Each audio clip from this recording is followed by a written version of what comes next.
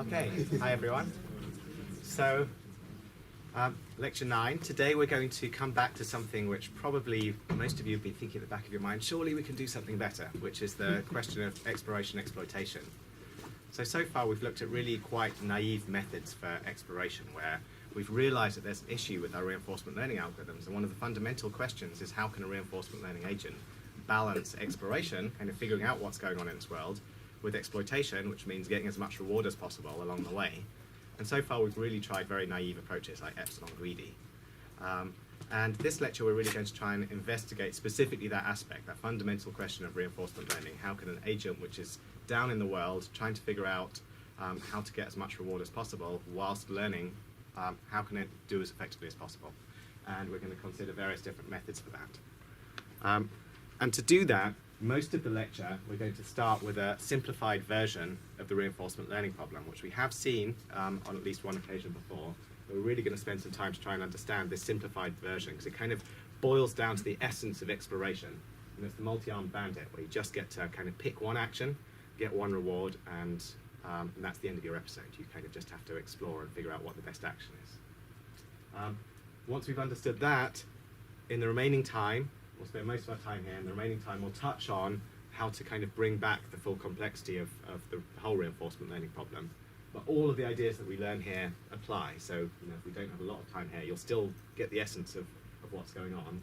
So first of all, we'll bring back states. That's what we'll do with contextual bandits. We'll bring back states. And we'll say now, not only is there an action to choose, but there's also some state information. And that state information will inform what we do.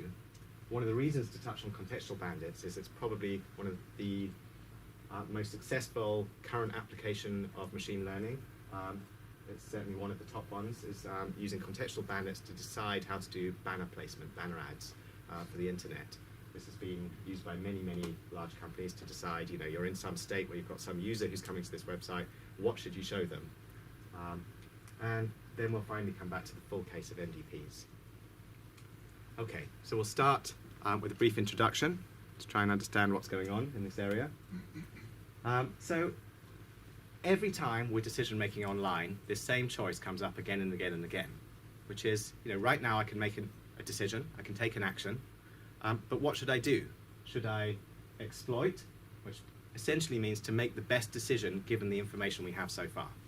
So if you've got some information, maybe you figured out your value function, and according to that value function, you really believe that one action is the best. So exploitation means taking that best action, acting according to the max. Whereas exploration means doing something else. And there's a purpose to doing that something else, which is that we gather more information, which might lead us to make better decisions in the long run. So by gathering information, we believe that we might actually do better than taking what we currently believe is the best action. So often, the best long-term strategy might actually involve giving up reward in the short term. Like, we really believe right now that going left is going to give us more reward than going right. And yet we choose to go right. That's giving up reward. That's giving up reward we know we could get right now. And we're giving up that reward because we think we can get that reward back later. We think in the long term, it's better to explore, it's better to go through that right-hand door, because now we figure out, well, what's behind that door? Maybe there's a dragon there, but maybe there's a pot of gold there. And so sometimes we explore to find those pots of gold and work out what the better option is. And eventually we want to make sure that we make the best possible decisions. So here's a few examples. So, if you're going to a restaurant, you might want to explore by trying a new restaurant, or you might want to exploit by going to the one you know best. The online banner ads I mentioned already, but there you might want to explore by showing someone, a user, maybe you showed them a different advert to what you've shown that kind of user before. But to exploit would be just to show the one you're most sure they're going to click on. You want to probably maximize click-through in these examples. If you're oil drilling, you might want to drill at the best known location, or you might want to explore by drilling at some new location. And if you're playing a game, you might exploit by playing the move you believe is best, or you might play an experimental move to explore. So in all kinds of different domains, why does this come up? It comes up because we're learning online. It's not just that someone gives us some batch of existing data, like in supervised learning. It's not there's a data set, and then we get to go over that data set as much as we want and make the one best decision. We're not in that setting. We're in the setting where we're gathering data as we go, and the actions we take affect the data that we see, and so sometimes it's worth taking different actions to get new data, to get parts of the data that we haven't seen so far. Okay. So that's the fundamental issue that's going on. We're going to focus on 3 different approaches to the exploration problem, the exploration-exploitation dilemma. These are not the only approaches, but I think there are 3 broad families that we should know about. And the first approach is what we've already seen, which is random exploration, which basically says, well, maybe a reasonable approach is just to sometimes, with some probability, pick a random action. An example of that would be epsilon greedy, or perhaps we might use a softmax distribution over our value function. These are ways to introduce randomness into the way that we pick actions. So we don't always just pick the greedy action, we throw in some dice roll, and if it comes up with a 6, then we choose something exploratory. In this lecture, we're also going to explore some more systematic approaches to exploration, which make more use of accumulating knowledge along the way. The first approach is known as optimism in the face of uncertainty. So this is like a fundamental principle that you should know about, and it basically says that if you're uncertain about the value of something, you should prefer to try that action. If you don't know, if there's one action that you're absolutely sure will give you 10, and there's another action which might give you anywhere between 5 and 20, which one would you take? Well, you should probably take the one which might give you 20, because in the long run, that means you'll be able to come back. If it turns out to be worth more than your safe option that gives you 10, then you should pick the option which has the greater potential, because it might turn out to be better. And then you can pick it again and again and again once you know that it's better. If it turns out to be worse, you've lost a little bit, but you can always go back to your preferred option. That's the idea of optimism in the face of uncertainty. So in order to do this, we need some way to measure our uncertainty on values, and we'll look at different ways to do that. There's a variety of different approaches, frequentist, Bayesian, and so forth. Finally, perhaps the most correct or theoretically careful approach to the exploration-exploitation dilemma, but the most computationally difficult, is to think about the information state space. So what this really means is to consider the agent's information itself as part of its state. So it's like, I'm in a state where I have tried left 3 times and I've tried right 1 time. That's a state now. We can say that's a state, and we can ask about how good is it to move into states where the agent has accumulated information. So if I might be in a state where I've never seen what's beyond that door over there, and that's a very different state to being in the same place, but knowing what's beyond that door over there. And so if we bring the information into part of our state description, then we can actually really understand how valuable is it to accumulate information. How valuable is it to find a new piece of knowledge about what's inside that door. Maybe it's a really good thing because it will help me to get more rewards later on, but maybe it doesn't actually have much effect because there isn't enough time to exploit those rewards, or all kinds of other issues. So this is the sort of correct but computationally very difficult, because our state space blows up to something massively more complicated and difficult than we had before. So those are the 3 approaches we're going to consider. I really, just before we continue, I wanted to touch on something which I consider quite a fundamental distinction in the way that we think about exploration. It's not talked about too much, but there's really 2 different spaces in which you can explore. We can explore in the state space or the action space. So this means that if you're in a state and you want to consider, should I go left or should I go right from this state, we know that maybe I've been in this state and I've taken the left action before. So now if I'm doing state action space exploration, that means I know something about the state actions I've considered. So if I come back to this state space, I might try going to the right the next time around. That's using knowledge about the state action space to help explore this whole state space more effectively. There's parts of the state space I've seen, parts of the state space I haven't seen. There's actions I've tried, there's actions I haven't tried. We use that knowledge to help us explore systematically and figure out the right rewards. But there's a different space in which we might choose to explore, which is the parameter space. So in the policy gradient lecture, we saw that it was possible not just to work with value functions, but to work directly with policies. And in that case, our policies have some parameters. This describes the behavior. This describes how my agent's going to operate for as it goes on in the world. Like I drop down my robot, it's going to behave according to whatever parameters make our IBO walk according to some way of walking around. And what you can do is you can try some parameters for a while and see how they do. Now, exploration, you could mean to say, well, let's try some different parameters, the ones we believe are best right now. Let's just try some different parameters, drop down a robot with a slightly different walk, see what happens, see how fast it moves, and go back and try it again. So I call this parameter exploration as opposed to state action exploration. And it has some advantages and disadvantages. So the main advantage is that you get some consistent exploration behavior. So you get to try something for a while. Like I change its policy, maybe I'm going to try out this strange walk, and I'm going to try this walk for a while and see how that walk does. Whereas if you contrast that to epsilon greedy, with epsilon greedy it's like you re-randomize at every single step. You pick another action randomly, and so you might end up just doing a random walk in your state action space, which might not get you anywhere. And so consistency in your exploration is sometimes helpful. We see this particularly in the robotics field. This has come up quite often. The main disadvantage of parameter exploration is it doesn't know about the state action space. So now if my random parameters that I've tried take me to some state I've been to before, I don't know that I've been to this state before, and I don't even recognize that maybe I've already tried this action over here and I already know something about that. We completely ignore that. It's like treated as a black box. And we're just looking at this black box. It's like doing global optimization in parameter space. So calling this exploration, really what we're doing here is more like global optimization of our parameters. We're trying to optimize in parameter space. Whereas here we're trying to really understand the state space, trying to understand the action space, and trying to systematically explore and figure out the parts of the state action space we haven't been to before. And of course there's compromises between. But on the whole, we're going to focus on this first section here for the rest of this lecture. Okay, any questions before I move on? Good. So we're going to start with the multi-arm bandit. So this is the multi-arm bandit. No octopuses required, but it's basically, we can think of this as a simplification of the MDP framework, where we just have a set of actions, A, and a reward function, R. So we've thrown away the state space, and we've thrown away the transition function, and we've really simplified things down now.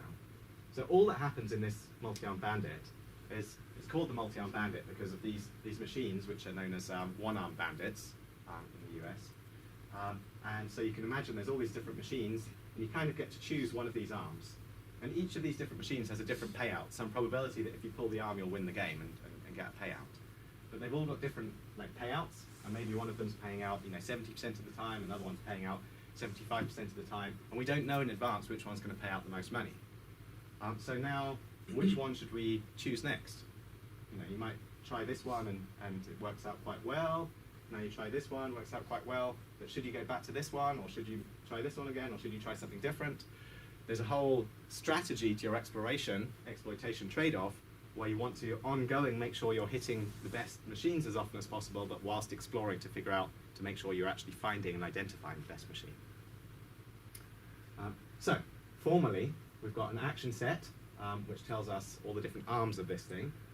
We've got a reward function, which is just the reward for some given action A. It tells us basically the probability of getting any different reward. So it's a distribution over rewards. So if I pull this arm, what's the distribution over the armor? The distribution over the reward that I'll get from this machine? What's the payout I'll get from it? So that's this thing. And there's a different distribution for each machine. And at every step, we just get to select one action. We get to pull one arm. And the environment generates a reward from the distribution. So we just sample from that distribution according to the arm that we pick. And the goal is to maximize the cumulative reward. So we just want to, over time, just keep accumulating more and more reward. So it's the simplest case. You can think of this as like a one-step MDP, where you kind of just have, there's one state and one step. So you basically pick your action, you get a reward, and that's the end of the episode. So there's no kind of, the only look ahead comes in that we're trying to understand the exploration-exploitation trade-off. So the look ahead comes in, you reach the end of your, you pull this arm, you see what happens, and now that affects your own information, that affects what you know about this environment. So you might want to then keep exploring or keep exploiting elsewhere. Okay, that's the multi-arm bandit. So are people clear about the setup, first of all? Should be fairly straightforward. So now we're just going to try and understand what it means to do well in this domain. So we've got this criterion where we want to maximize the cumulative reward, but we're just going to scale that thing, and we're going to basically flip it around to talk about opportunity loss known as regret rather than the amount of reward we've got, like how much worse have we done than the best we could possibly have done. And that's what we call regret. So to understand that, let's just work through a couple of definitions. So we're going to start off by defining the action value. So this is just like our familiar Q, but now we've thrown out states. There's no states anymore. So we've just got Q of A. So this is the expected reward that we'll get if we pull one of those arms. So this is the true payout of one of those machines, like how much it will really pay out if it's maybe 75% for machine 1 and 80% for machine 2. And the optimal value is the best that we could possibly do. If we knew which machine paid out the most, we would just always pick that machine again and again and again. So we would basically get the max of all our Q values because we'd always just choose the machine with the maximum payout. And that's the V star. That's the best we can do in this domain. We can just keep getting V star again and again and again. So the regret then is how much worse we do than V star. So V star is the best we could possibly get. We're just getting the best reward every single step we pick the best machine.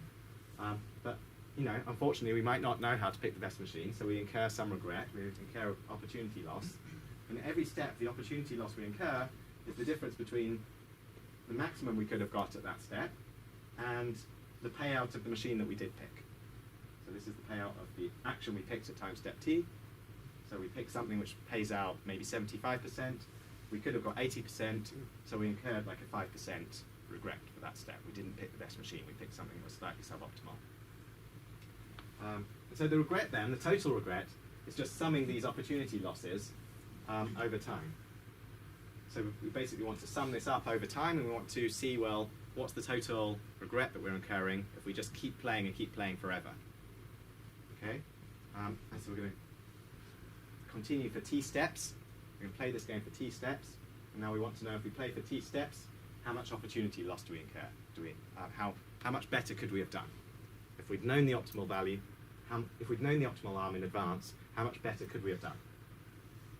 And so when we say we want to maximize cumulative reward, that's the same as trying to minimize total regret. Okay? And the reason it's useful to think about regret is just, we'll see shortly, it helps us understand how well an algorithm could possibly do.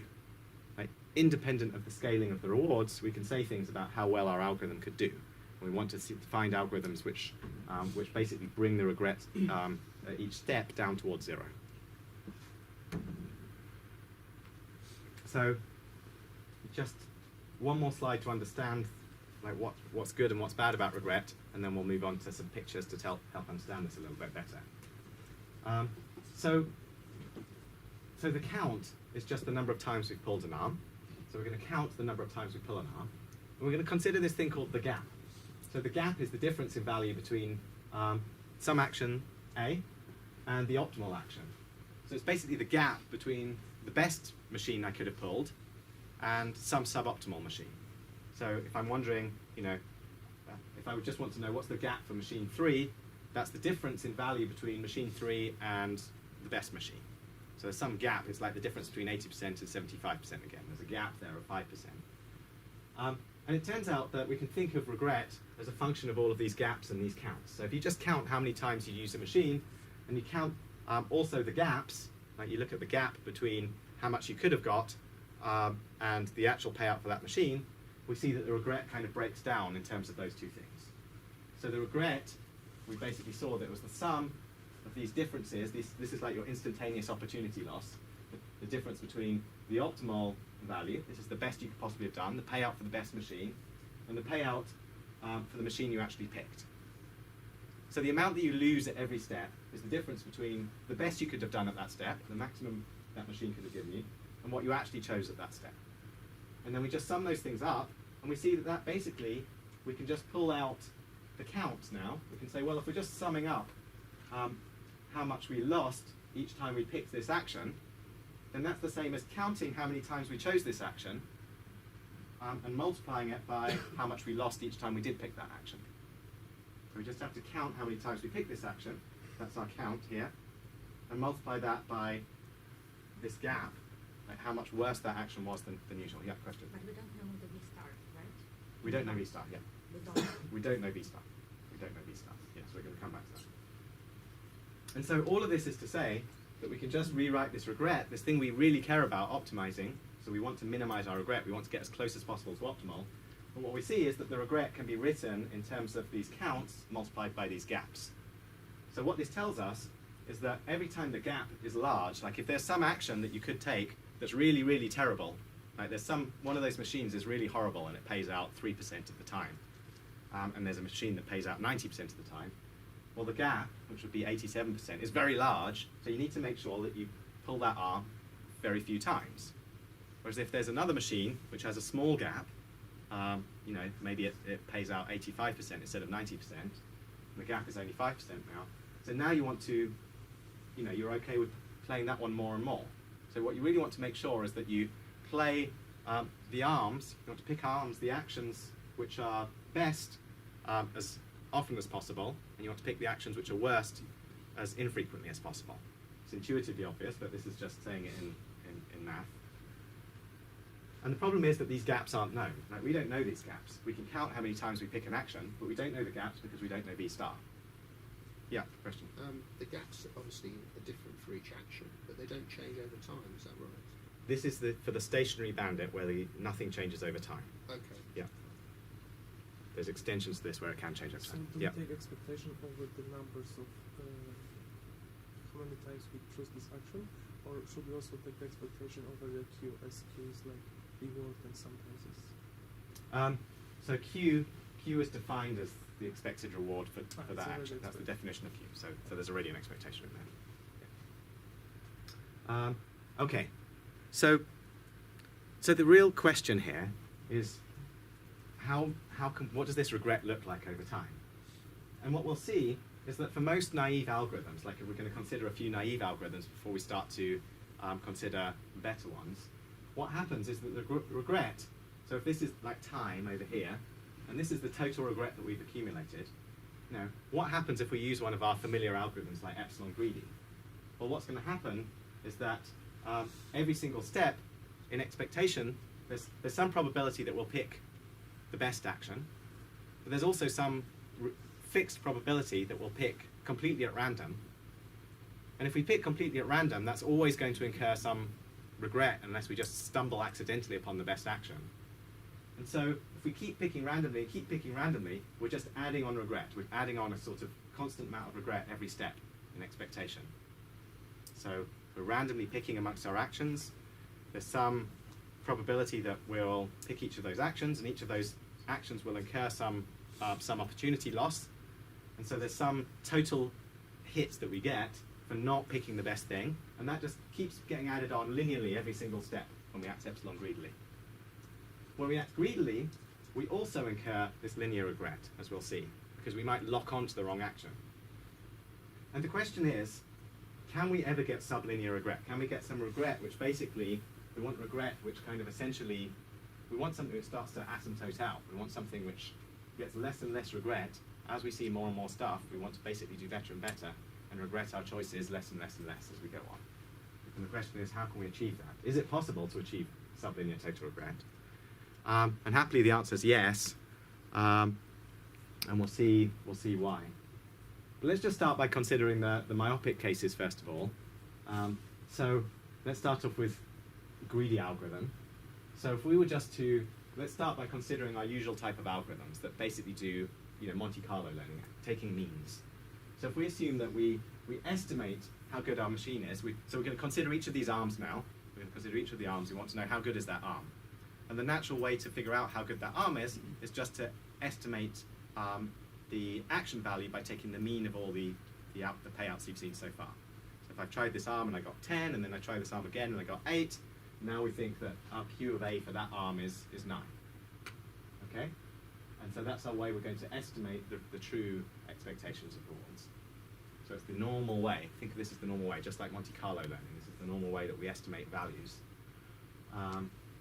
And so this is just another way to say that we're forming the empirical mean. This is just using our indicator. We've seen this notation before, so we're just saying the action value at time step t is just the average of all of the occasions. This is an indicator function that picks out all of the occasions on which we tried that particular arm, and we're collecting together so we're summing the payouts we got each time we picked that arm and forming the mean.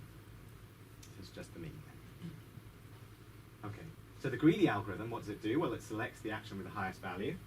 We just pick the action with the highest value. That's the natural thing to do. So we've estimated how good this action is. We've estimated how good this action is. If this one's higher, we just pick it.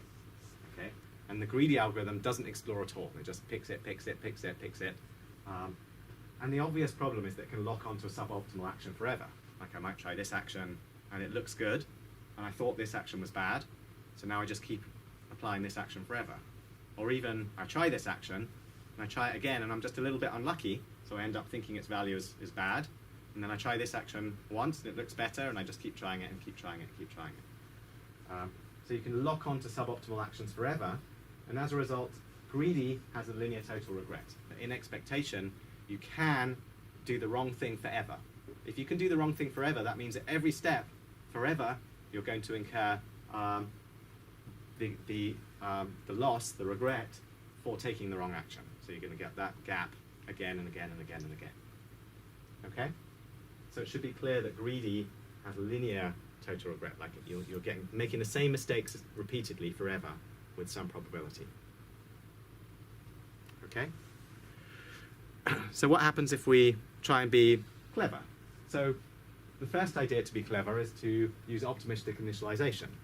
This is a really well-known algorithm, and actually, this is a really good idea. So I don't want to give the impression this is a bad idea. This works quite well in practice. There are lots of applications where it's quite hard to beat this. And the idea is just to initialize the values to their maximum possible. So we start off by assuming the best about all of our actions. So this is the simplest version we'll see of optimism in the face of uncertainty. We're not going to measure the uncertainty. We're just going to assume that everything is really good until proven otherwise. So we're going to assume that all of our actions pay out the maximum possible. So for this algorithm, we need to know the maximum possible. For many of the others that we'll see, we don't. So if we know the maximum possible, then what we do is we just initialize all our estimates to that maximum possible, and then we act greedily from that point onwards. Now, with optimistic initialization, you may want to not erase your optimism completely the first time you try that action, so you may prefer to take a non-stationary mean rather than the full mean. But again, so we start off assuming the best about things until proving otherwise, and then we still act greedily. And so this encourages exploration of things that we don't know about. But if you're unlucky about something a few times, you can still end up initializing something. So I start off thinking this action's the best possible, and then I try it and I'm unlucky, I try it again, I'm unlucky, and now I can still end up locking out this action forever because I might try this other action now, turns out to be better, and I never explore this one again. So you must have some kind of continued exploration to guarantee that you start doing better. Otherwise, again, you end up incurring the same regret every step. You can lock something out and just make the same mistakes again and again and again. So we want to find algorithms where we make fewer mistakes over time. That's really all this is saying. We want to find algorithms that make fewer mistakes as you get more experience. Yeah. But how we update like the maximum reward we can get from that? Because I assume, okay, we have several arms and we assign maximum values for these arms, and then after every iteration, I need to somehow, if the value which I get is lower, I need to somehow update this, right? Update the arm. Yeah. So, okay. So I should have spelt this out slightly more. So I think let me give what I consider the simplest implementation of this idea, which is to say that not only do we initialize the values to the maximum possible, but we also initialize the counts. So we say we believe that that this arm over here has. So let's take our octopus example again, where we know that we're going to get payout between 0% and 100%. So now we know that Rmax is 100%. You might get 100% payout on this particular machine. Whatever you put in, it might pay out 100%. Okay. So now we want to initialize everything to 100%, but we also want to say how confident are we that it's really at that value. So what you can do is you can say, let's imagine that I'd actually pulled that arm 100 times and set the value so far to 100%. So we might imagine that it's as if we played that arm 100 times and got 100% payout on every occasion. And now you continue from there, making your Monte Carlo updates, and you take an empirical mean, including those 100 updates that you've seen so far. So this is equivalent to using like a beta prior, which we'll see later. Okay, so that's the canonical version. So we assume that Rmax is known. We know the best possible thing. We initialize all our arms to the highest value.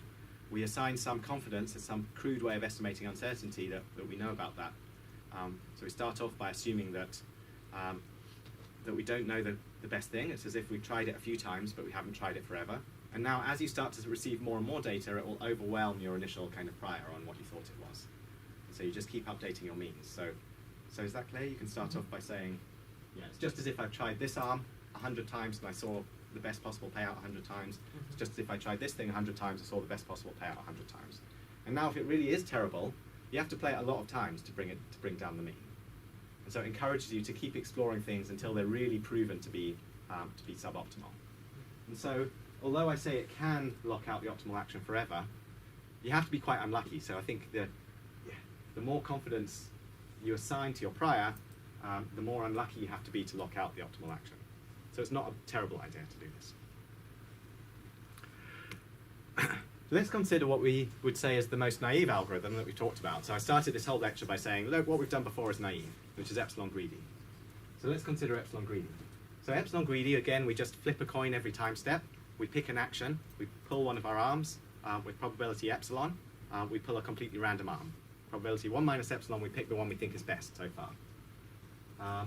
So now, what do we do?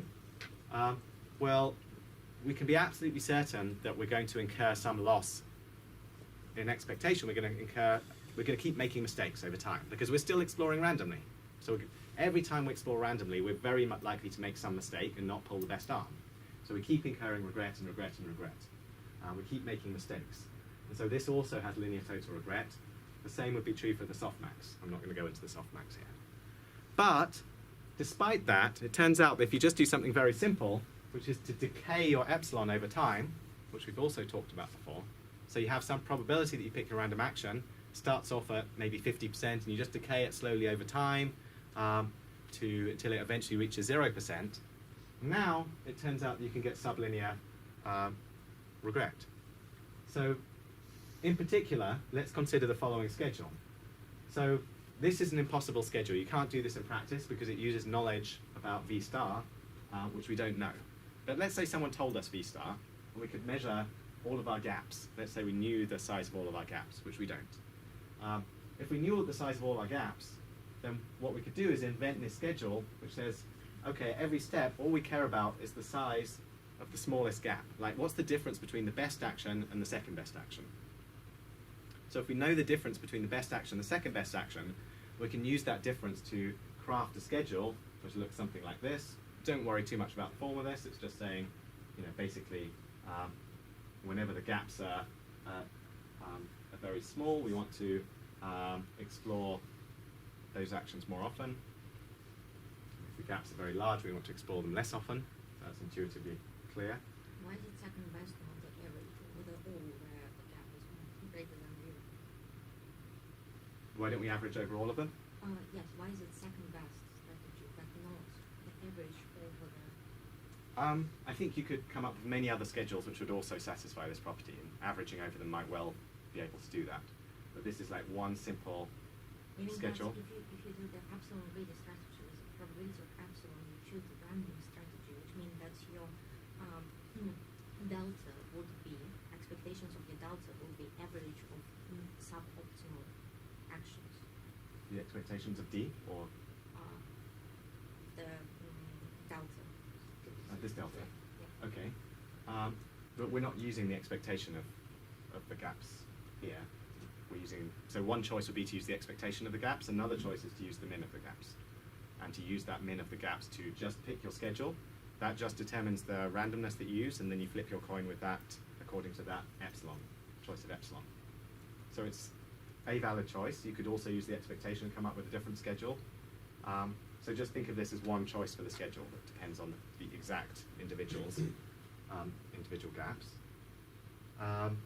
And I think the main surprise here is that even this very naive approach, actually, it has logarithmic asymptotic total regret.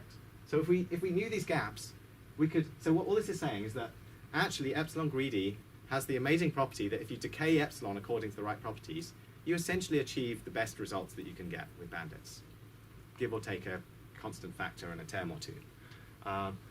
And the only problem is that we don't know in advance what that schedule should be. But you know, maybe it wasn't so naive at all, after all, what we were doing. You know, maybe epsilon greedy isn't quite as crazy. And I'll show some empirical results that kind of back that up. But what we really were after now is some kind of algorithm which achieves the same kind of sublinear regret as this idealized epsilon greedy, but without knowing the rewards in advance, without knowing V star and the gaps and all these things, so without advanced knowledge. So that's one way to understand these approaches. So if we just back up to the picture, you know, really we're just after algorithms that have this kind of shape, and we've seen that decaying epsilon greedy has this shape. We make fewer and fewer mistakes over time as you decay your epsilon, but you need to know some special knowledge about the problem to be able to get the right schedule here, otherwise it ends up looking like this again. And so how do we make sure that we can achieve that without telling our agent things that it can't possibly know about the problem in advance? Okay? And so what I'm going to do is introduce a particular approach which achieves this nice property. It's very well known, one of the best known algorithms for, certainly best known algorithm for bandits, and very widely used in industry. But really I just want to give one more slide about the theory, which is just to say that it turns out that there's actually a lower bound on this regret. So in other words, there's something that says no algorithm can possibly do better than a certain lower bound. But there's some lower bound on how well we can do in terms of the regret. And what we want to do is basically push down our algorithms closer and closer towards this lower bound. And the lower bound is actually logarithmic in the number of steps. So what is this lower bound? Well, the performance of any algorithm, what does it depend on? Well, it depends on, you know, what makes a problem at bandit hard or easy. So consider, you know, how similar the best arm is to the other arms. You know, if the distribution, so what makes a hard problem is basically a problem where you've got two arms which look similar, they've got kind of overlapping distributions, so you're not quite sure, it's not obvious which one is the best. So what's an easy problem? An easy problem is one where you've got one arm that's obviously good, one arm that's obviously bad. You just try this once and it gives you a good answer. You try this once, it gives you a bad answer. You're done. It's easy. Okay. A hard problem is something where you've actually still got one arm that's much better than the other, but there's a lot of noise on these things. So sometimes you take this one and it ends up looking really terrible. Sometimes you take this one and it ends up looking really good. And so now it's really hard to disambiguate them, and you're making a lot of mistakes, and it takes you a really long time to figure out that this arm is actually much better than this one. So the hardest problems have basically similar looking arms with different means. It's hard to tell the difference between them. And so formally, the way we understand that is by the gap between them, like what's the difference between this arm and this arm, and how similar their distributions are, which we can use the KL divergence.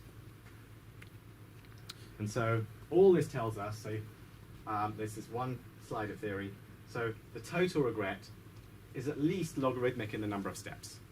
Okay, so the maximum, so this is the total regret that we're incurring over time. This is that plot we were looking at. And the regret that we incur is at least logarithmic in terms of the number of steps that we take, multiplied by this term, which is basically proportional to the gap. So this basically tells us that, you know, the more different the arms are, the more regret will incur, and inversely proportional to the difference in the distributions. So this is the term that tells us how hard the problem is.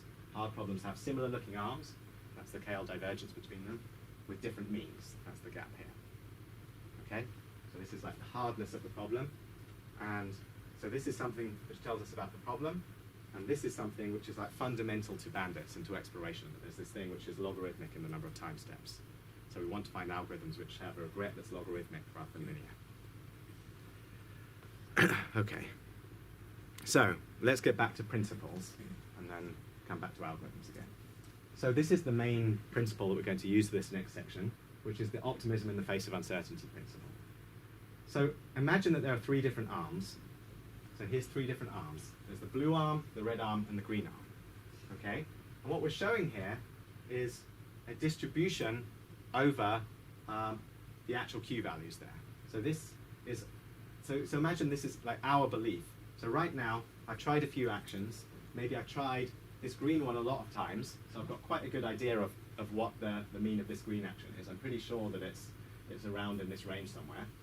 And this x-axis tells us how good we think it is. So the further along this axis means this is basically the value that we expect to get from our payouts. And this one has a width something like this. We've tried it quite a few times. So this is our distribution over Q. We believe that the mean of this arm is somewhere around, I can't read these, 2 point something. Whereas this blue one, maybe we've only tried a couple of times and we're really not sure what the mean is. We think it's somewhere around here, but it could essentially be anything. And the red one's somewhere in between. And the question is, which arm should we pick next? So the optimism in the face of uncertainty principle says, don't take the one you currently believe is best. That's the green one. Take the one which has the most potential to be best. And in that case, this would be the blue arm. And the blue arm has the most potential to actually have a mean which is somewhere over here. If we look at it, the tail of this distribution has quite a lot of mass that says, hang on a minute, there's quite a good chance that this blue arm might turn out to have 3 or 4 or even more, a mean of 3 or 4, a really high payout. So we should really try that blue one and narrow down this distribution. And the idea of the optimism principle is that as you try it, you start to narrow down this distribution. So maybe you play this arm, you think that this one's got the biggest tail, you play it, and now maybe it turns out it's really a bad action. So now the distribution will be narrowed around something that's shifted a bit over this way, and the tail will be brought in, and now maybe you don't play that one again. So now maybe you try the red arm. Maybe that one also turns out to be bad. That will shrink the tail back in again. You'll end up with a distribution something like that. And now you'll play the green arm. That will narrow it down again. And as you narrow these things down, you start to get more and more sure about where the best action really is, until you're actually just picking the one that's actually got the maximum mean. So it's a way to really just keep doing things, pushing down your uncertainty, but at the same time trying the thing which has the most potential to do well. And this is the optimism in the face of uncertainty principle. And so the difficulty is that so far we've only talked about ways to estimate the mean. We haven't talked about ways to estimate this uncertainty here when we've talked about estimating Q values. So we're going to talk about 2 different approaches now to solving this approach, one of which is frequentist, in which we assume nothing about the distribution, and the second approach is Bayesian, where we assume that someone gives us a prior probability distribution over our Q values. Okay, and the general idea we're going to use is something called upper confidence bounds. So the idea is to say, let's come up with an upper confidence for each action value. So we're basically going to say, I'm not only going to estimate the mean, like the payout I've seen so far. Maybe I've seen 80% payout for this particular arm so far, but I'm going to estimate some upper confidence on what I think that could be. Like this is like, think of this as the tail of that distribution we just looked at. So we're estimating for each of these things. We're not only going to estimate its Q value and estimate its mean. We're also going to estimate some kind of addition. We're going to add on like some bonus to this thing, which characterizes how big this tail is of that distribution. We're going to pick the thing with the highest bonus, the highest sum of Q plus something which tells us about this tail. So we're going to end up picking the thing which, where we sum those 2 things together, it gives us the maximum value. So we're going to estimate this upper confidence U. So we can think of this as a high probability upper confidence on what that value could be. So think of this as something like a 95% confidence interval about where the mean could actually be. So we're going to say, maybe I'm 95% confident that this one is going to be within this range here. And so that gives us our point that we use. That's our U value here now. And compared to this one, we might say a 95% confidence interval is here. We're going to use that as our U value. So think of them as like confidence intervals, high probability confidence intervals on what our Q value could possibly be. We're going to pick the thing with the highest upper confidence value. So that basically means we're going to pick the one where the true action value, Q, A, we want to pick something where we're really confident that the true value is less than our upper confidence bound. So we're going to pick an upper confidence bound, this 95% confidence range, and pick the thing with the highest upper confidence value. And now this depends on how many times we've tried it. So the fewer times we actually try a particular action, the larger our upper confidence will be. And the more times we try a particular action, the smaller the upper confidence will be. So we add on less and less of a bonus to things that we've tried more. We become more and more confident about what the mean is. Eventually, we end up just using the means. When you try something enough, if you tried an action infinitely many times, you just select that action based on how good it really is. Because now we really know for sure what the mean of that action is. Up until that point, we use some upper confidence on how good we think it might end up being. Use the 95% interval. And so the algorithm is really simple. We call this UCD. We select the action that maximizes the upper confidence bound. So instead of maximizing over Q, or instead of adding on some random thing, we pick the action that maximizes Q plus this upper confidence value, U. Okay. Is that clear? Some glazed looks, some people clear. Okay, any questions? Help deglaze people. Okay. So the UT goes to 0 as you try as many. Yes, the U values go to 0 as you try more and more actions. So eventually, the U values, it's just like shrinking this tail here. The U value is characterizing the size of this tail. So if you try this red guy more and more, it's going to shrink down. It's going to shrink. So think of, you start off with some confidence interval that looks like this.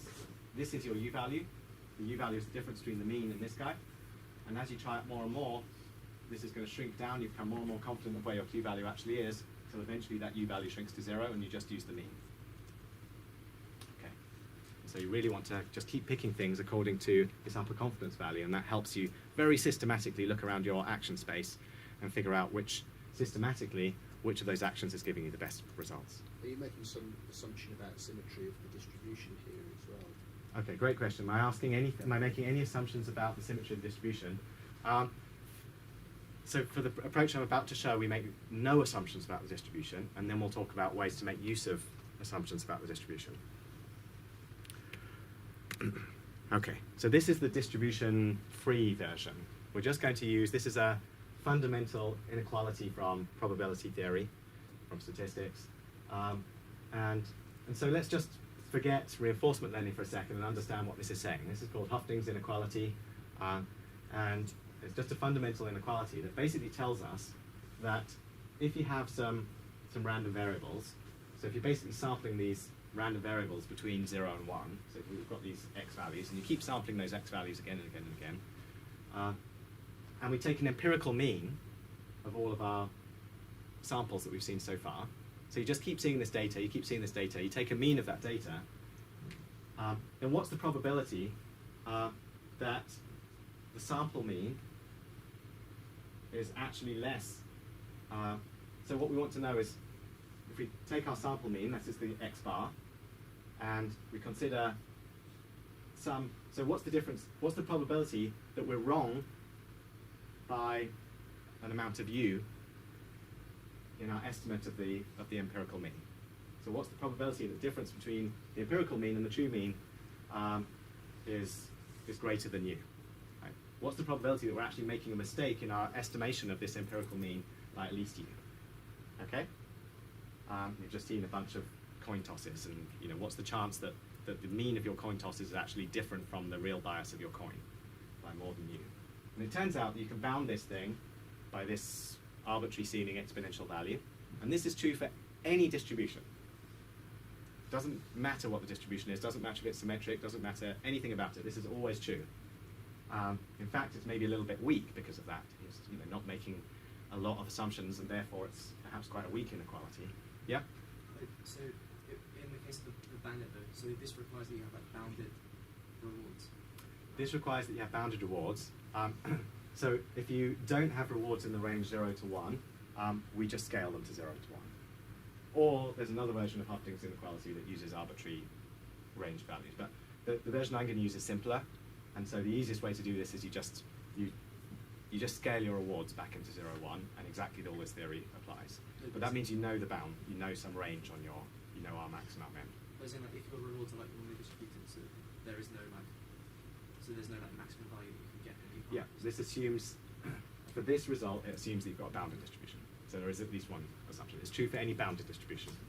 Thank you. So we will apply Hufting's inequality to the bandit case. So all we're doing here is we're applying exactly the same inequality here. And now we see this is basically saying what's the probability that I'm wrong in my estimate of these Q values by more than my U value. And what we're going to do is we're going to use this to solve for the U value, to set this upper confidence value to the appropriate amount. So we want to know where should I place my upper confidence thing to guarantee that this probability is, say, within the 95% interval. So this gives us a way to compute like these 95% confidence intervals.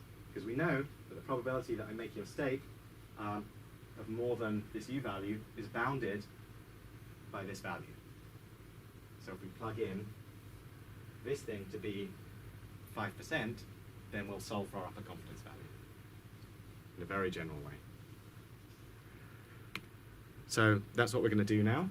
So we're going to pick a probability. So this is like picking our 95% interval. We're going to pick for that p-value. We're going to solve for our u. And so all we do is we just set this thing, set the right-hand side of our Hufting inequality. This is the probability that we make that mistake. We set that to some value, like our 5% interval. And we solve for u. So to solve for this, we just take logs, which gives us this thing. We divide through by minus 2n, and we take a square root. This is squared. And that gives us this upper confidence value. So it seems rather arbitrary, but what's nice about it is we don't need to know anything about the gaps, we don't need to know anything about the rewards except that they're bounded, and now we have a way to pick actions. We just maximize, we add on this term here, and this term has all the properties we wanted. You can see in the denominator that the count here is in the denominator. That means that as we pick things more and more and more, this bonus term is going to get pushed down towards 0. And for actions that we haven't tried very often, they're going to have a very large bonus term.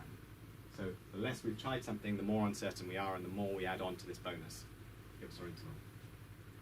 And now what we do is we pick in something like a schedule, where what we actually want to do is to make sure that we actually guarantee that we pick the optimal action as we continue. We want to really get these asymptotic regret things to be logarithmic. So the second thing we do is we add a schedule to our p-value. So we don't fix it to like 95%. Instead, what we do is we slowly increase this thing over time to be more and more confident that we've included the true q value in our interval. So what we want to make sure is that we are guaranteeing that we select the optimal action as t goes to infinity.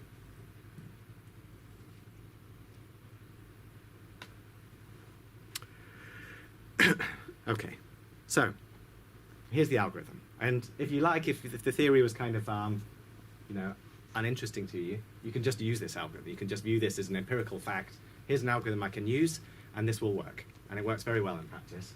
And so this is the UCB1 algorithm. There are many extensions, hence the one. It's been followed up in all kinds of different approaches. But the basic idea is that every step, you estimate your Q values by taking this Monte Carlo estimate in the usual way. So you just take the empirical mean of everything you've seen so far. And then you add this bonus term on that only depends on the number of time steps, the number of total pulls of all of your arms, and the number of times you've pulled this arm. That's all it depends on. And you add on this bonus that depends on those two things, and you pick the action with the highest total value. And this thing actually then achieves this logarithmic asymptotic total regret. So it looks a lot like the lower bound, except we've lost one of the two terms. We don't have the KL term in there. But we do have the logarithmic. It's logarithmic in terms of the number of steps. It takes account of the action gap, but it doesn't know about the distribution, so it doesn't have this KL term in there. Will be brackets inside argmax? So this is saying we want to take the argmax of all of this. Right. What's the greater bracket? Depends on your operator precedence.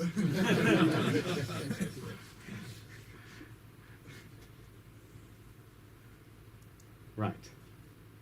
Okay. So it's an algorithm. How does it do in practice? So this is comparing UCB and epsilon greedy on a 10-armed bandit. And this 10-armed bandit has particular characteristic on the arms, and this is looking at different types of distribution. So this is like 10 machines which have parameters where one of them pays out 90% of the time and all the others pay out 60% of the time. And here we've got one of them pays out 90% of the time, 3 of them pay out 80% of the time, 3 of them pay out 70% of the time, and so forth. So it's like different types of distribution, and the question is, how well do these algorithms do? And so what this is comparing is these UCB algorithms with epsilon greedy with a decaying schedule, but instead of trying to know the schedule in advance, it's like trying to guess what the right schedule is and just decaying according to some guessed schedule instead. And so the surprise is, again, that epsilon greedy does well. Okay, so epsilon greedy, if you tune it just right, actually does really well.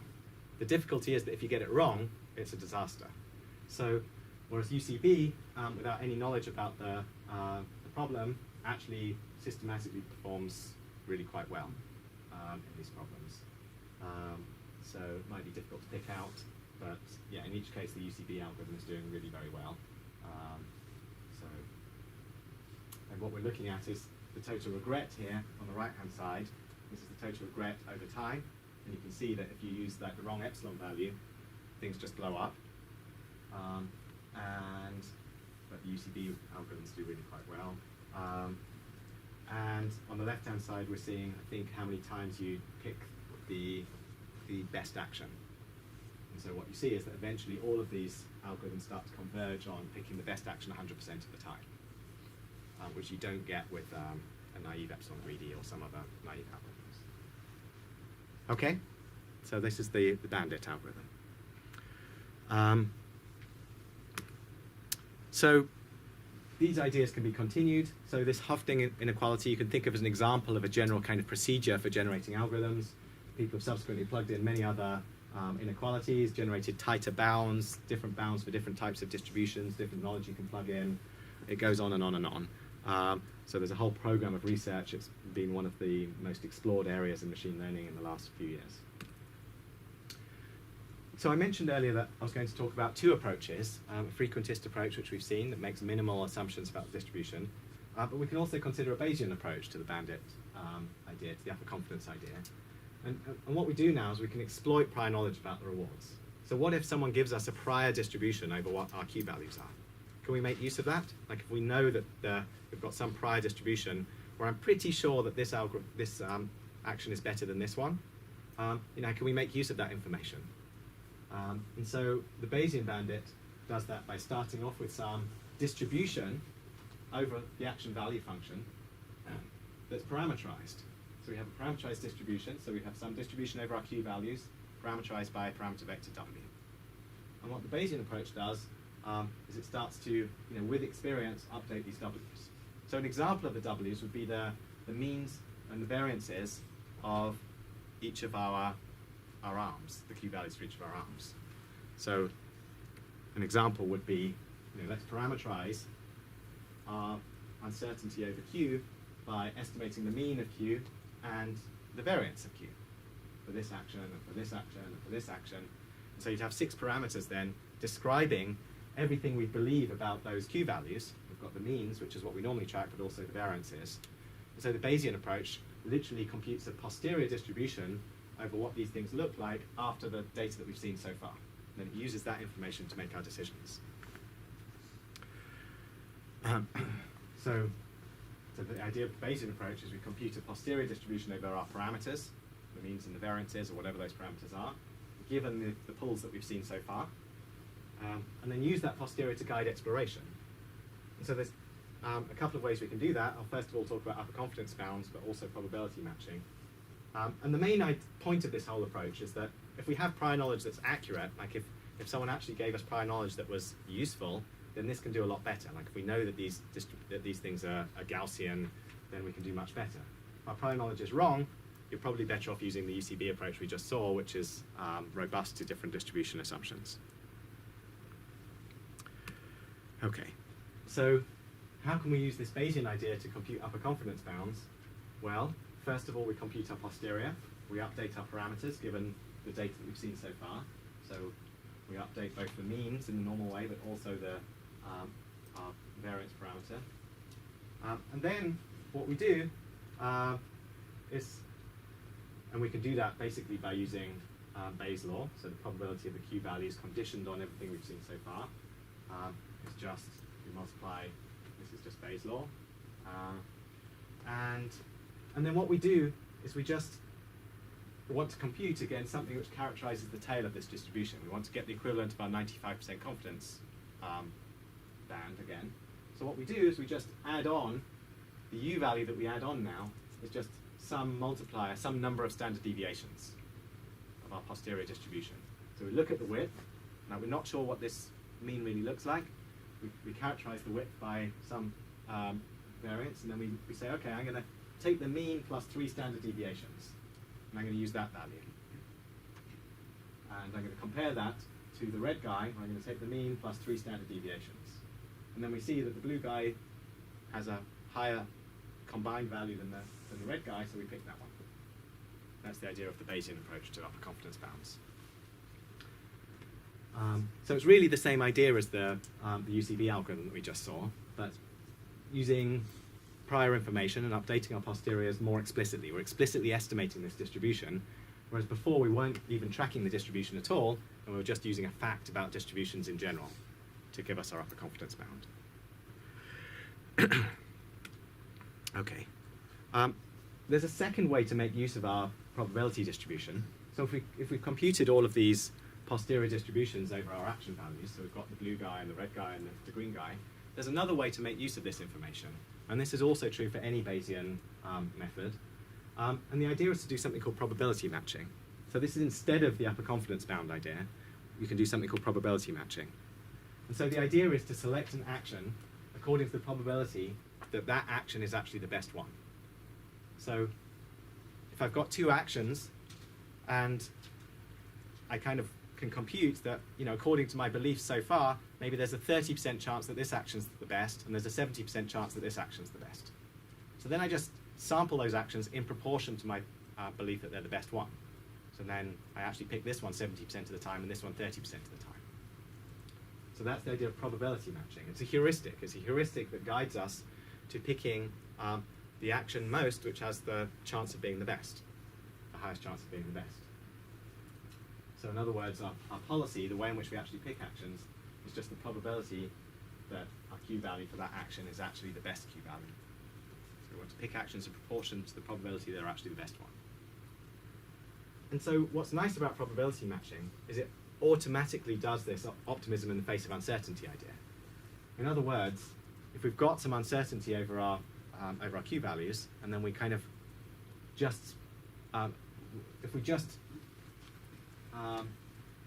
probability match, we automatically pick things which are which have higher uncertainty. Like the more uncertainty there is in something, the more chance that thing actually could turn out to be the max.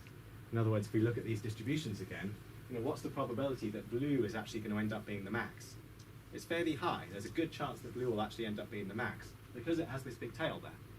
Whereas there's a relatively small chance that if you had something, you know, over here with a tight distribution, there's a very small chance that this thing could end up being the max, and so we would never pick it. So we pick things in proportion to the probability that they could be the max, and that encourages us again to be optimistic in the face of uncertainty. Okay, so how do we do this in practice? Well, there's a very simple way to do this, and it's called Thompson sampling. And this is actually the oldest algorithm for bandits. It comes from like the 1930s, before bandits were even really kind of formally studied. And yet it's turned out, surprisingly, to have come around full circle to the point where this now is known to be actually asymptotically optimal. So this is the first algorithm we've seen that actually achieves that lower bound that we've seen for a particular class of algorithms, like this, at least for Bernoulli bandits, which is a special case. So this idea actually works optimally well in terms of the expected, the total regret which you incur. So the idea is just to do probability matching in a sample-based way. So every step, you just sample your posterior. So you pick a sample from your posterior. So what you do is if these were your distributions, you just sample from them. You randomly sample from your own distribution for this guy. You say, okay, well, let's just randomly sample from this Gaussian. Maybe I think that the value is now here. I randomly sample from this guy. Maybe I end up thinking, well, it's here. And then I randomly sample from this guy, and I end up picking something which is, say, here. And now all I do is I just look at my samples. And according to the samples, I've got one here, one here, one here. I just pick the one which was best out of my samples, and I go with that action. So it's almost like the simplest way you could think of to use this information, and yet it's actually asymptotically optimal. It achieves that lower bound that we saw with the Bernoulli bandit case. And it also has this nice property that automatically shapes itself. It's not like the previous approach where we had to pick how many standard deviations to consider. We had this free parameter, how many standard deviations should I use? With probability matching and Thompson sampling, you don't have that parameter. It just comes out in the wash. Everything just works. It's sort of parameter free. I mean, implicitly there's parameters in the prior distribution that you use, but once you've got your prior, it's parameter free. Okay, so that's Thompson sampling. You basically, and this is a very general idea. So you can think of this in general. You can have any distribution. You could have some shared parameters characterizing the distribution of your robot, having some action value function, and you just sample from the parameters characterizing your distribution. And once you've got your samples, you just pick the action which achieves the best result in those samples, according to those samples. Right. Let's just see how we do. Okay. Let me just pause there, take questions, and then we'll move on to the next section. Questions? Yes? How does the situation change if you know you have only a certain number of experiments that you can make? Okay, great question. How does the situation change if you've got a limited budget? So it really changes the bandit problem to impose a budget. Actually, some of these algorithms do not do the right thing. They assume that you have an infinite budget. You keep going and going and going. The next family of algorithms we're going to look at deals with that correctly. So I would say, yeah, just wait maybe, and we'll see something. Any other questions? Yeah. Is this Thompson sampling method in general good? So it's optimal for Bernoulli bandits, but is it like good for other bandits? Yeah, there's a lot of experimental evidence recently showing that it actually, across a lot of different bandit types, it performs at least as well as UCB-like methods. I think there's a question over Bayesian bandits in general. So Bayesian bandits are only as good as the prior knowledge you put into them. So if your prior knowledge is, if you have some magical source of prior knowledge, great. If you don't have a magical source of prior knowledge, it's not so clear that you want to take a Bayesian approach, at least in terms of the prior you put in. I mean, what's nice about this is, okay, this lower bound starts off by assuming like a flat prior. So if you just use a flat prior for the Bernoulli bandit, then you can make progress. So yeah, I mean, I think it's an encouraging approach, and it's being quite widely explored at the moment. There are some issues with Thompson sampling in the full MDP case, that it doesn't necessarily deal with sequential information very well, right? Because you're randomly picking at each time step, you lose the kind of consistency of exploration again. Okay, let's move on. So far we've seen two of our three classes of approach. We've seen randomized exploration algorithms that kind of randomly, like epsilon greedy, randomly explore. We've seen upper confidence algorithms, optimism in the face of uncertainty, and now we're going to consider our third class, which is state space, information state space algorithms. To understand information states, let's start by talking about the value of information. So let's think about exploration. Why is exploration useful? Exploration is useful because it actually gains information. Like if you weren't gaining information, if you just tried some action, but then you weren't told how much reward you got from taking that action, there would be no point to explore. You wouldn't be able to learn from it. So exploration is useful because we gain information. So if we can quantify the value of that information we've got, we can trade it off perfectly. Like if we know that, if I've got two rooms, one of them I know what's inside that room, another room I don't know what's inside that room, if I can quantify how much long-term reward I would gain by exploring the unknown room, how much is that worth to me in terms of units of future reward? If I can quantify that, I can make the perfect decision about whether to go into that room or not. So the value of information is trying to quantify the value in terms of units of reward of actually taking an exploratory action. So we can think of this as, how much, if I'm an agent and I'm making decisions, how much am I prepared to pay to take some action that I currently believe is suboptimal? So I know that I can get, £100 by pulling this lever, but I'm not sure how much I'll gain by pressing this other lever over here. I think right now it's worth about £70 to me.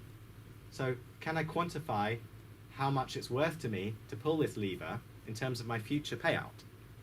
And the value of information depends on all kinds of things, one of which is the budget, one of which is, how many more times will I be able to play this thing?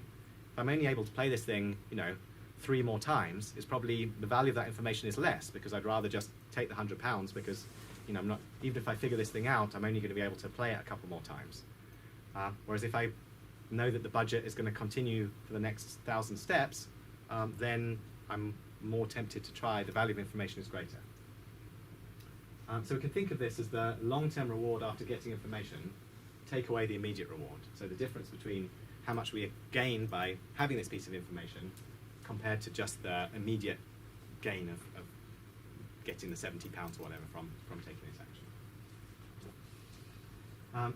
So information gain is higher in uncertain situations. So if you know everything about a situation, there's nothing to be gained by acquiring more information. We already know exactly the right thing to do there. So what we want to do is to explore uncertain situations more, but we want to kind of do this optimally. We really want to figure out what's the perfect way to balance exploration and exploitation. Everything we've seen so far, in some sense, is a heuristic. Upper confidence bounds, it's a heuristic.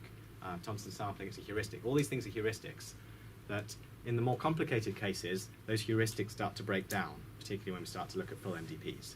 So what's the real best way to trade off exploration and exploitation? So the way we can do this is to think of an information state space. So we're going to now transform our bandit problem back into an MDP, into a sequential decision-making problem. And the way we're going to do this is we're going to think about an information state, this S tilde thing here. It's going to be, that's what we know so far. This is a summary of all the information we've accumulated so far. So this summary we can think of as like, I've pulled this lever 3 times and this lever 5 times. That would be an example of an information state. And now, what we're going to do is each time we actually take an action, it's going to transition us. We're going to have like an MDP with a transition probability that transitions us into some new information state. Like I know that if I was in a state where I've pulled this lever 3 times and this lever 5 times, and I pull this lever again, then I know I'll be in an information state where I've pulled this lever 3 times and this lever 6 times. That's my transitions. I've got an MDP now where I'm transitioning from information state to information state. And so we can define an MDP over information states now. So we've augmented our original problem, our bandit problem, into an augmented information state space. We've got this M tilde, that's our overall MDP. And now we've got this information state space. We've got our normal action space, these are the levers, the arms of my bandit. We've got our transition matrix, this is the way that we transition from information state to information state. We've got my normal reward function. We've augmented our action space and our reward space, our original bandit problem, which was A and R. We've augmented it to make an MDP out of this thing that takes us from information state to information state as we traverse this bandit, as we try different things. This is a very large MDP. This tells us about all the different possible information states we could be in as we start to explore this bandit. So let's consider the simplest case. Let's consider Bernoulli bandits. So a Bernoulli bandit is basically like a coin flip bandit, where the reward function is just you flip a coin, and with some probability mu A, so for action A, like the left lever, there's some bias to that coin that tells me if I'm either going to get a reward of 1 or 0. So probability mu A, I'll get a reward of 1.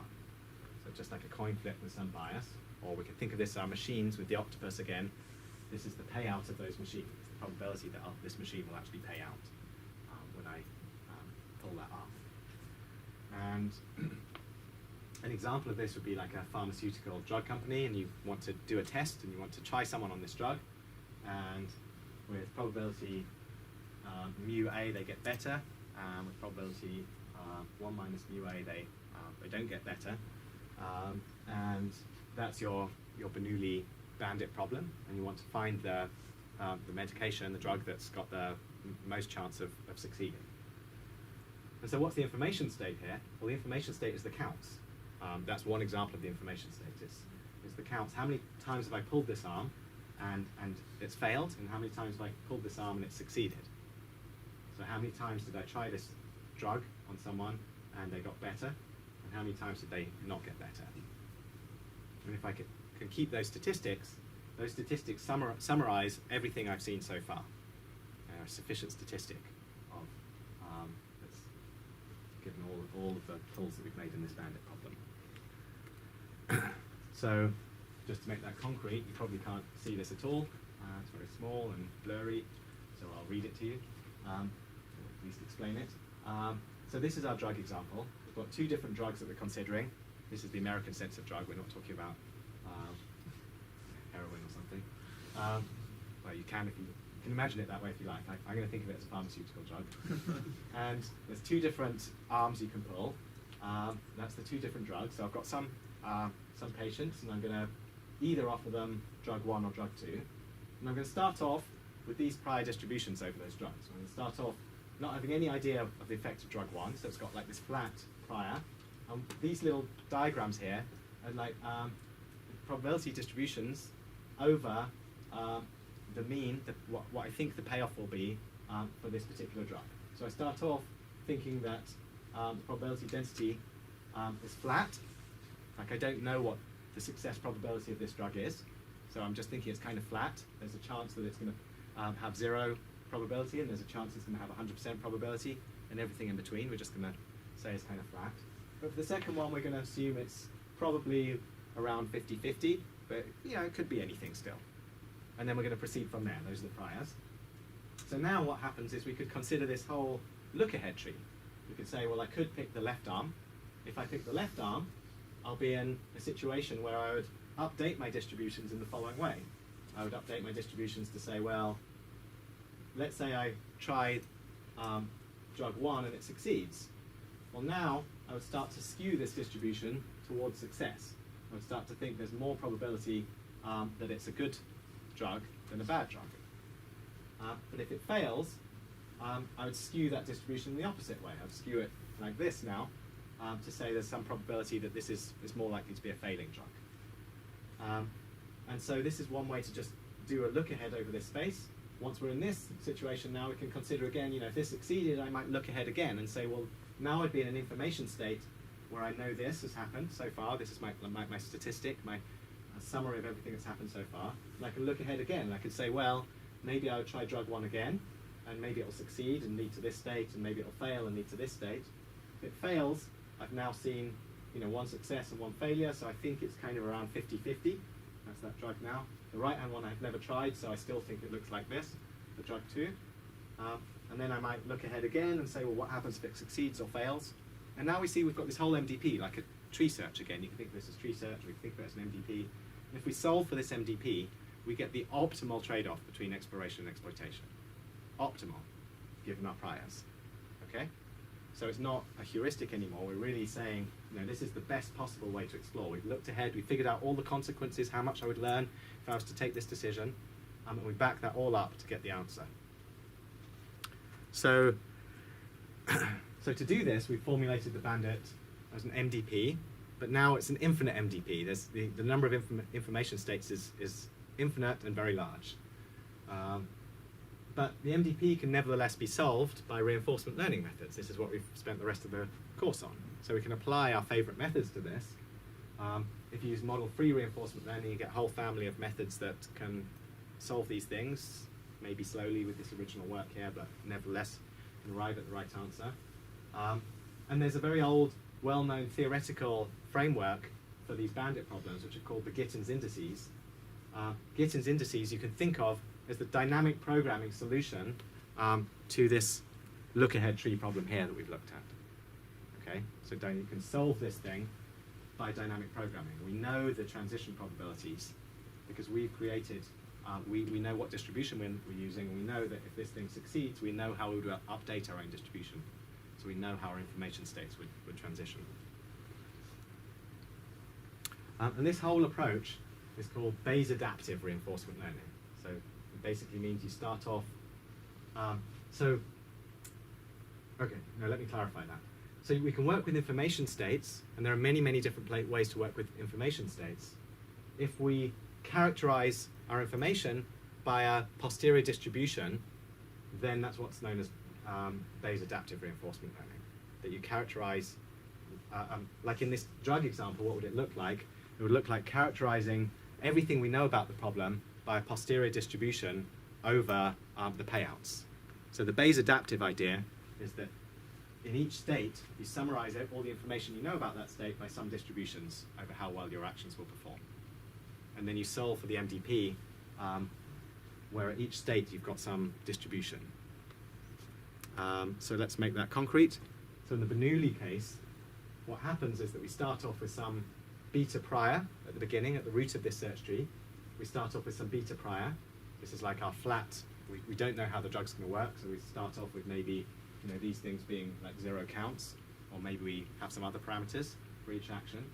And so for each action A, we're going to have some prior, like a beta prior, telling us how good we think that that particular arm is. And then every time an action is selected, we just update the posterior. We update this beta distribution. And the beta distribution has this really nice property that all you need to do is to count things. So what happens is if we see a reward of 0, all we do is we update our failure count. And we'll just adjust our posterior distribution. We increase our failure count by 1. And if we succeed, then we update our success count by 1.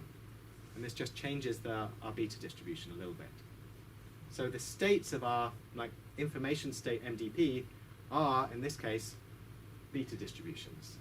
So we use the posterior of our of how good we think each of these drugs is as the state of an MDP, and we solve for that MDP.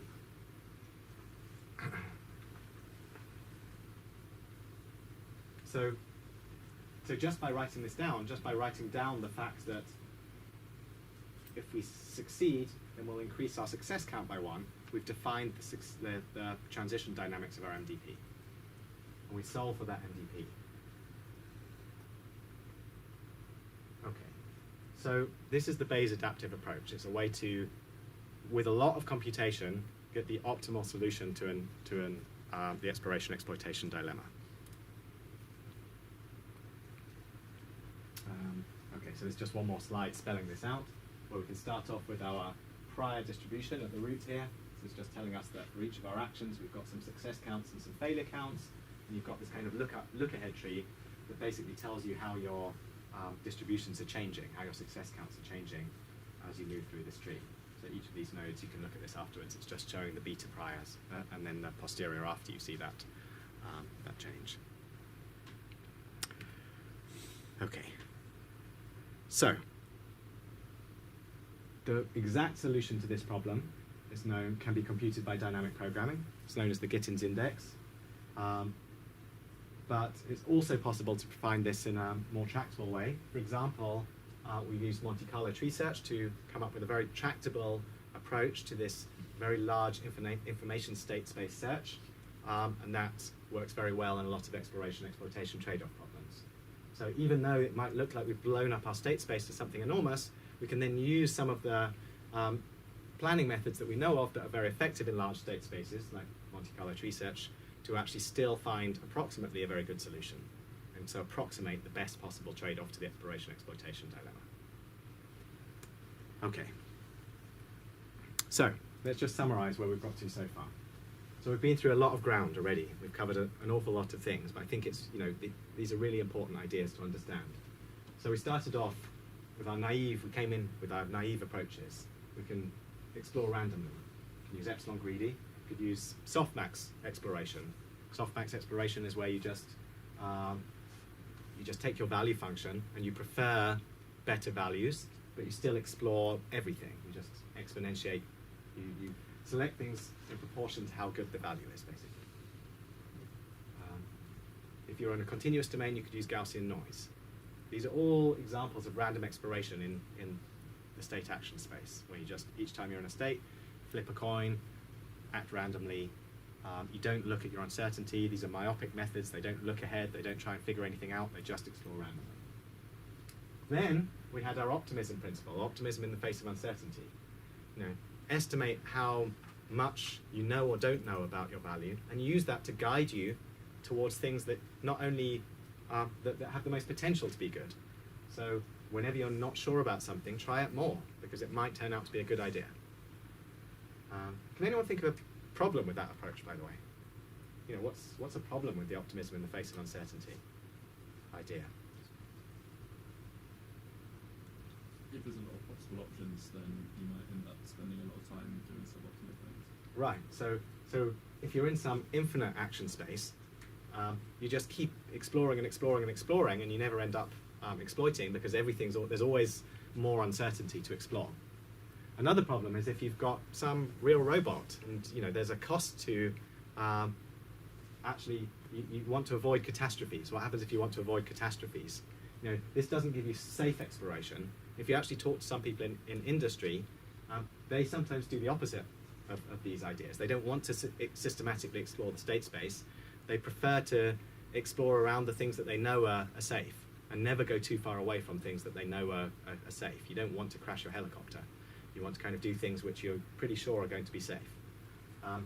Anyway, it's a very fundamental principle that really, really helps in cases where you really want to make sure that you do explore the whole state space. Optimistic initialization, the simplest form, where you just initialize your values high and assume the best about something until proven otherwise, until you suppress its value back down to its realistic value. The UCB approach, where we basically use some upper confidence bound on the value to guide our exploration. And Thompson sampling, where we do probability matching, where we basically pick things in proportion to their chance of being the best thing.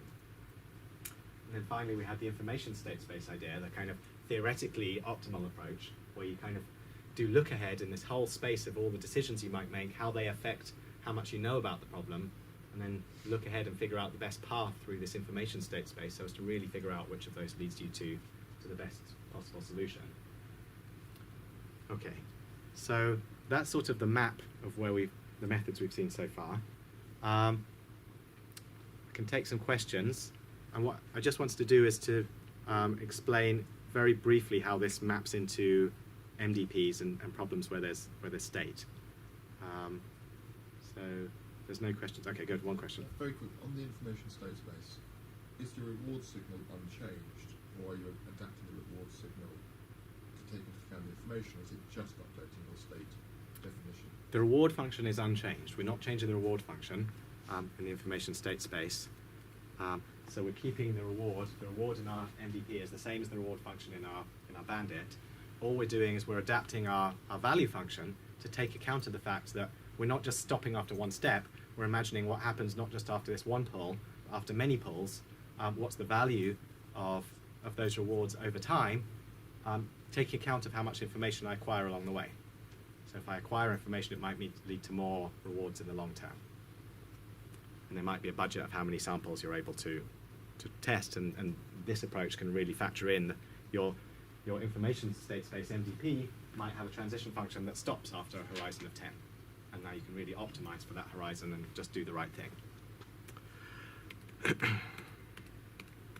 Okay, so what I'm going to do is I'm going to explain the contextual bandit problem, but I'm not going to explain the solution methods. I'll leave those for further reading in the slides. This will then be non-examinable. So, and then I'm going to move on to very briefly just touch on how these ideas extend to MDPs. So a contextual bandit basically takes our multi-arm bandit formulation and adds in one more ingredient. So what we're doing is we're putting states back into the picture. So we still have this idea that we pull an arm, and as a result of that arm, we're going to get some payoff. So we've got some action space, which is our arms. We've got some payoff, which is the rewards.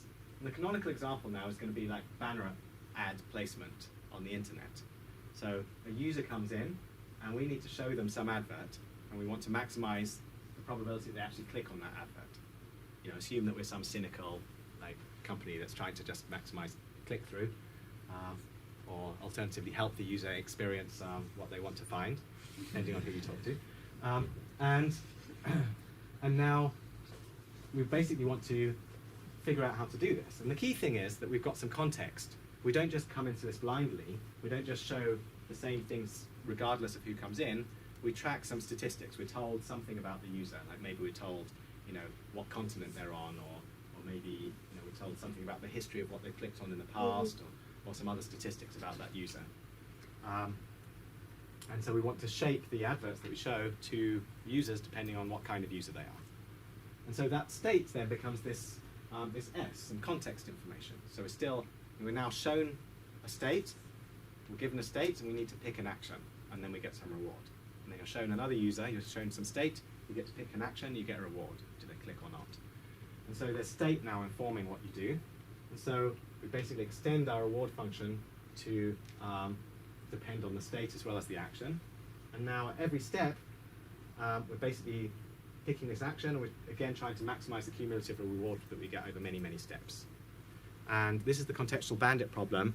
And there's, I think you can just read about this. And there's an example that's taken from Yahoo. This is the front page news problem, where they use this contextual bandits to select what news article to recommend to an individual based on the statistics they've seen about that individual. And you can just see from these examples what happens when you use some very simple contextual bandit algorithms. They get this very, very nice improvements in probability. They're able to actually pick news articles that are very appropriate to people and make them much more likely to click on them by using this kind of contextual bandit approach. Again, using an upper confidence type idea. So in the lecture slides, you'll find the upper confidence bound approach extended to contexts using linear function approximation. Okay, I don't expect you to understand that right now, but feel free to have a look at that. Very briefly, how can we take the ideas we've seen so far and extend them to the full case that we care about if we're really building an agent? Right? We want to do reinforcement learning. We want to drop down our agent into Atari, or our robot into the real world, or our helicopter and throw it out there. We want to understand how to trade off exploration and exploitation so as to find the best solution to whatever problem we're addressing, whilst getting as much reward as possible along the way. So this is just to say that all of the ideas that we've seen in the previous sections extend to the MDP case, every one. So you can take upper confidence bounds for MDPs instead of for bandits. So what would that look like? Well, what we would do is we would take our Q value, our action value. We say I'm in some state now, and I'm considering all of these actions. And if I know some kind of uncertainty of these Q values, I might say, well, let's add on some bonus which encourages me to explore the actions that I've tried least, and encourages me to explore the actions that I'm most uncertain about. It's the optimism in the face of uncertainty principle extended to MDPs. And so if I know that idea, that gives me a way to pick amongst actions, so I always pick the one that I'm most unsure about. And so there's the first idea of which did this was an interval estimation method, where you basically just have some method that says my Q values, I'm pretty sure they're between 10 and 20, and then we just pick the top end of that interval as the value that we use. You can also use the more sophisticated methods that we saw with Houghton inequalities or whatever. One thing I want to stress about this is that this idea is not quite perfect in MDPs, because this ignores a very important fact, which is it ignores the fact that when we're in an MDP, and we're just evaluating our current policy, that policy is likely to improve as we start to, if we're doing control in the MDP, we're going to start improving our policy, and the Q values are actually going to get better and better and better and better.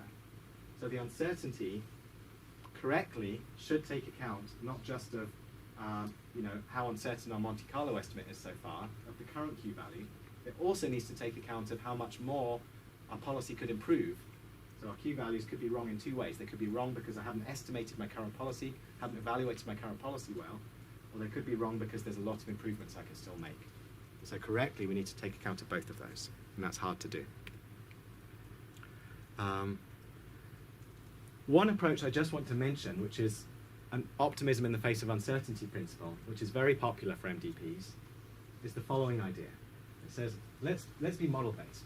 Let's construct a model of the MDP, but then let's imagine that for any state that I'm not sure about, any state that I don't really know what the value is, any state that I'm not really sure what the reward function is for this state, let's imagine that that state is like heaven.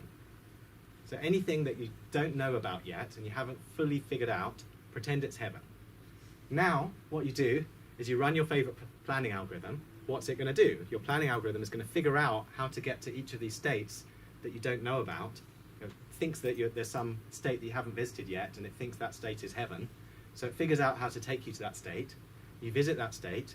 You start to figure out actually that state wasn't heaven. It was actually pretty crappy. And then you don't explore that state again. And next time you solve for you update your model now to reduce the value of that particular state. And then you solve again, and it will encourage you to the next heavenly state until you've suppressed all of the rewards down to realistic values. So it gives you very systematic exploration. So the best known example of that is the RMAX algorithm, or E-cubed is another variant of these ideas. Many variants there. Finally, the information state space idea also applies to MDPs. So this is the correct approach. This is the idea where we can systematically say how much information should I gather and what's the value of that information. We can do that with MDPs as well. So in this case, what we do is we start off with our original state space, and we augment that state space to combine it with information. So we basically say we're going to invent a much bigger, more complicated MDP in which our new state of those MDPs is the state that I was in my real MDP. So this is like where the robot is in the real world. And also, we're going to augment that state by the information that is gathered so far. So the state of my augmented MDP is something like, I'm in a position that's here, and I've also visited all of these things over there. So you kind of remember what you visited so far, that's the I, and you also know where you are.